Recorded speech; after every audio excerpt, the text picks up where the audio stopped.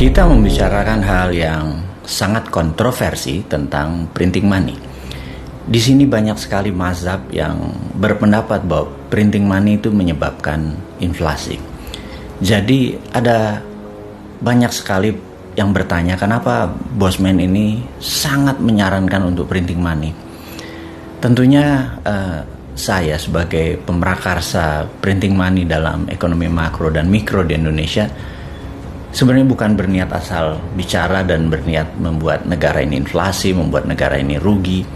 Tetapi kalau saat ini pejabat keuangannya, menteri keuangan dan jajaran direksi dari petinggi-petinggi di kementerian banyak yang berbeda ilmu pengetahuannya dengan apa yang Bosman atau kaum Newmind memahami tentang printing money yang berbasis di MMT atau Modern Monetary Theory-nya yang digagas oleh Michael Hudson.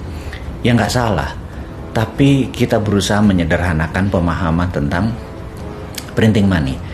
Apakah itu akan menimbulkan inflasi? Mungkin ada benarnya, tapi selama hal itu bisa terkendali, jadi inflasi menurut saya tidak bermasalah, asal jangan hyperinflation. Kalau misalnya deflasi, apakah menakutkan? Semua negara juga takut sama deflasi, seperti halnya sekarang negara Jepang misalnya. Nah, bersama ini sebaiknya kita urai apakah yang dimaksud dengan printing money. Jadi prinsip dasarnya adalah di dalam teori ekonomi yang kita anut atau yang kaum Newmind anut adalah printing money dalam hal ini adalah quantitative easing atau pelonggaran di dalam fiskal keuangan. Saat ini sudah hampir beberapa tahun di Indonesia kita atau pemerintah pusatnya menggunakan quantitative tightening yang sangat ketat sekali, sehingga kredit di perbankan ciri-cirinya adalah tidak keluar atau mengucur dengan deras. Ini yang kita harap ke depan pemerintah dalam 3 tahun ini yang sampai tahun 2024 di masa akhir jabatan periode kedua, mudah-mudahan nggak nambah periode ketiga ya, sampai akhir dari periode kedua ini kira-kira masih 3 tahun, dan selama 7 tahun kan kira-kira menghutangnya kira-kira 4.500 triliun. Mudah-mudahan Bapak pejabat yang di atas dan Ibu yang berkaitan dengan keuangan, ada baiknya Anda melunasi saja hutang itu setidak-tidaknya separuh deh, dari 4.500 ke 2.000-an, 3.000-an gitu ya. Jangan didiamkan. Kalau didiamkan, strategi Anda meminjam uang tadi dari 4.500 pinjamnya atau total semua mungkin saat ini 6.500 triliun bisa-bisa menjadi 11.000 triliun, dan itu kasihan buat nanti siapapun yang menjadi pemimpin di tahun 2024, kalian yang pesta, kami yang cuci piring gitu ya.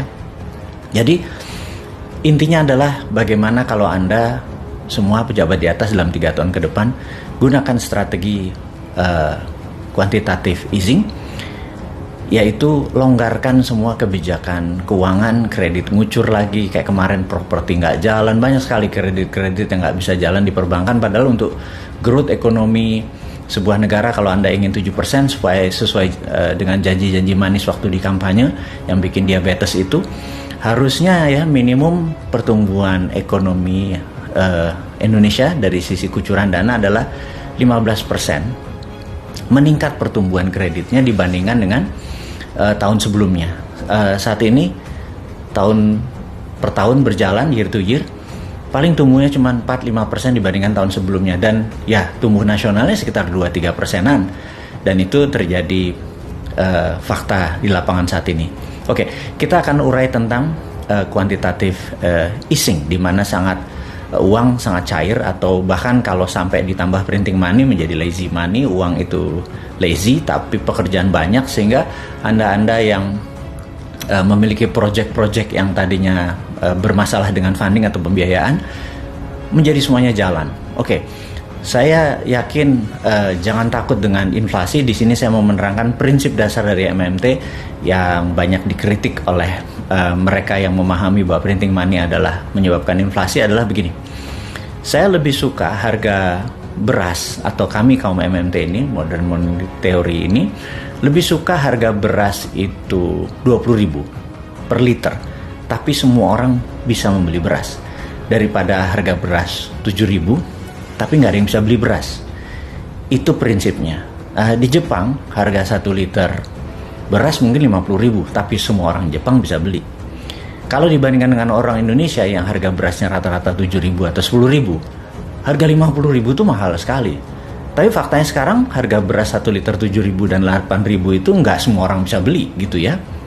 Nah, itu prinsip dari MMT. Jadi lebih baik semua orang bisa beli walaupun terlihat harganya, jumlahnya secara nominalnya mahal, tapi semua orang bisa beli.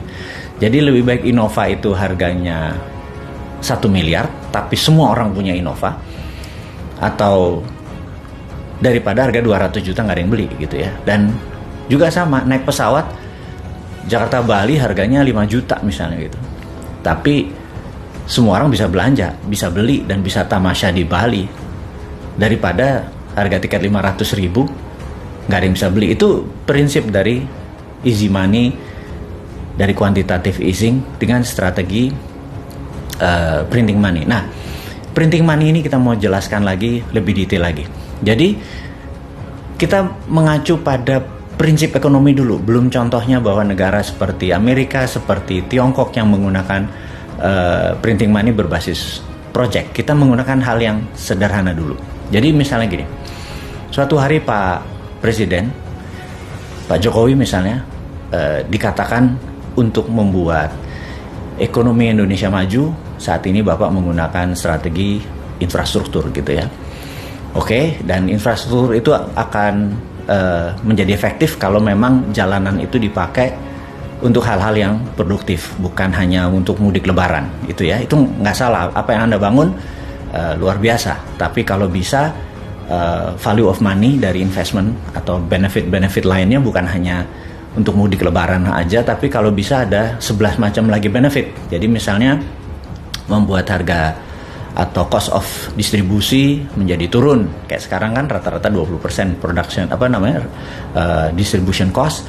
Gimana caranya kalau itu bisa turun menjadi misalnya 7%, single digit, dengan adanya jaringan distribusi infrastruktur yang dibangun gitu ya. Nah, yang kedua misalnya kepikiran nih kita, bagaimana caranya agar 1 juta saudara kita punya rumah yang cukup layak gitu ya.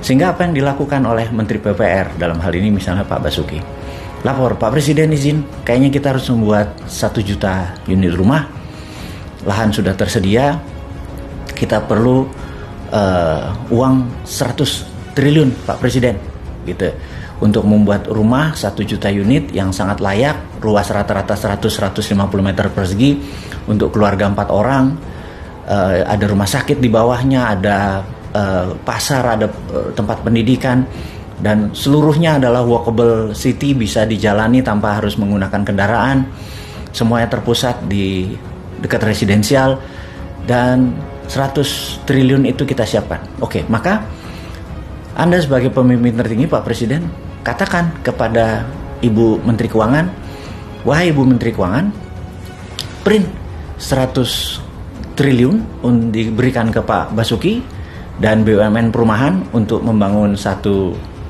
juta unit rumah dengan nilai 100 triliun. Dan pastikan nanti pada saat orang beli tidak ada bunga, tidak ada interest dari mereka yang harus membeli tersebut, dan Anda Pak Basuki menjualnya adalah par price, alias modalnya 100 triliun ya nanti harus balik 100 triliun tanpa dibungakan. Dan pastikan nomor 1, Pak Menteri PUPR harus menyiapkan seluruh konstruksi tadi, biaya tadi adalah barang-barang lokal, kusennya lokal, semennya lokal, batanya lokal, 100% lokal, nggak boleh ada unsur impor apalagi unsur dari Tiongkok, tidak boleh.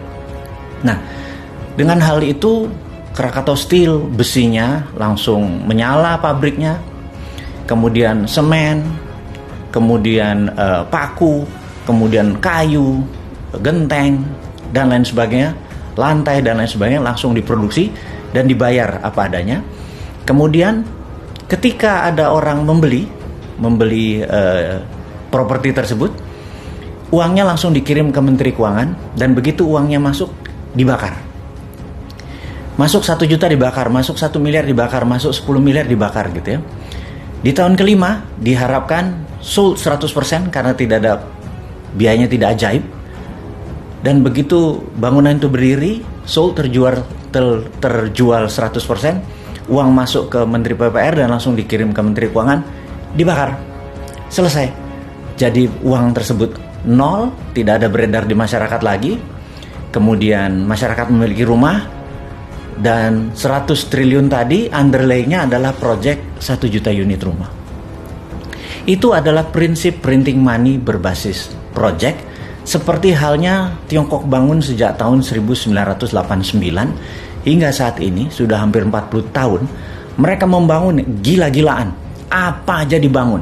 Pokoknya bukan sekedar membangun rumah, tapi kemanfaatannya 12 level benefitnya. Kayak tadi, begitu rumah dibangun, kusennya dari Indonesia 1, gentengnya dari Indonesia 2, marmer atau keramiknya dari Indonesia, landscape, gardening, listrik, kabel, semuanya buatan Indonesia. Dan itu akan terjadi multiply efek daripada uang yang 100 triliun tadi mulai digulirkan. Dan sekali lagi, begitu masuk, disiplin, kita langsung kirim ke Menteri Keuangan dan dibakar. Jadi dengan demikian kita bisa membangun dengan ribuan triliun proyek-proyek tadi yang gunanya untuk meningkatkan produktivitas, sehingga negara tidak bergantung pada FDI atau Foreign Direct Investment, tidak bergantung pada hutang negara-negara seperti IMF atau multinasional, lembaga multinasional seperti IMF. Kita nggak bergantung seperti begitu lagi. Kita bergantung pada DDI atau Domestic Direct Investment. Dan DDI itu underlay-nya adalah printing money berbasis project. Jadi Bappenas siapkan project-project sampai Indonesia berdaulat di tahun 2045. Indonesia menjadi negara superpower. Prinsipnya seperti itu. Itulah printing money berbasis MMT. Kan gergetan nih kalau 3 tahun ke depan Anda udah diajarin ilmunya, sudah tahu cara menggunakannya, masih ngutang, masih terpesona dengan foreign direct investment, tidak bergantung pada kekuatan anak bangsa dan printing money, nggak akan pernah bisa berdaulat negara ini. Kalau nggak bisa berdaulat, sudahlah. Kalau jujur ya, kalau 2024 juga masih begini dan masih 3 tahun lagi, 3 masa jabatan lagi, kayaknya New Mind akan ambil alih posisi demi membuat Indonesia menjadi negara berdaulat.